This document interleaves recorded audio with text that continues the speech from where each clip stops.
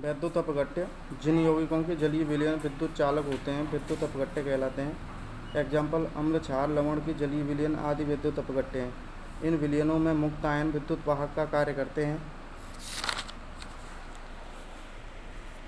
वैद्युत अनपघट्य वे यौगिक जिनके जलीय विलयन में विद्युत प्रवाहित नहीं की जा सकती है विद्युत अनपघट्य कहलाते हैं। Example alcohol chloroform carbon tetrachloride चीनी ग्लूकोज यूरिया आदि कार्बनिक यौगिक वैद्युत अनपघट्य हैं। आर्रेनियस का वैद्युत अपघटनी वियोजन का सिद्धांत। वैद्युत अपघटन में विद्युत अपघट्यों के विलयनों के गुणों तथा उनकी व्याख्या करने के लिए आर्रेनियस ने एक सिद्धांत प्रस्तुत किया जिसे विद्युत अपघटनी वियोजन का सिद्धांत या आयनिक सिद्धांत कहते हैं। इस सिद्धांत अनुसार किसी वैद्युत अपघट्य को जल या किसी ध्रुवीय विलायक में घोलने पर, यानी जल एक ध्रुवीय विलायक है और जल के अलावा कोई भी ध्रुवीय विलायक हो उसमें घोलेंगे तो वैद्युत अपघट्य जो है धनावेशित तथा ऋणावेशित आयनों में टूट जाते हैं। वैद्युत अपघट्य का स्वतः विपरीत आवेशित आयनों में टूटना वैद्युत अपघटनी वियोजन या वैद्युत अपघट्य का आयनन कहलाता है।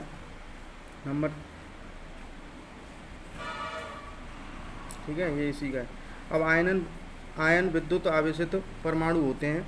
धनावेशित आयनों को धनायन तथा ऋणावेशित आयनों को ऋणायन कहते हैं। किसी वैद्युत अपघट्य के विलयन में उपस्थित धनायनों का कुल आवेश तथा ऋणायनों का कुल आवेश बराबर होता है। विद्युत अपघट्य का विलयन विद्युत उदासीन होता है। वैद्युत अपघट्यों के विलयन में विद्युत धारा का प्रवाह विलयन में उपस्थित मुक्त आयनों द्वारा होता है। किसी विद्युत अपघट्य के विलयन के गुण में उपस्थित उसके आयनों के गुण होते हैं जिनके द्वारा अणुसंख्य गुण तथा रासायनिक गुण निर्धारित होते हैं।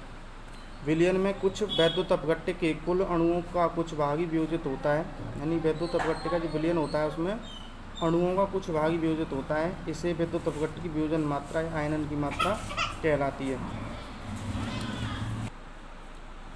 वैद्युत अपघटनी वियोजन एक उत्क्रमणीय प्रक्रम होता है। यह दोनों दिशाओं में निरंतर चलती रहती है तथा अंत में अवियोजित अणुओं तथा आयनों के मध्य एक साम्य अवस्था स्थापित हो जाती है जिसे आयनिक साम्य कहते हैं।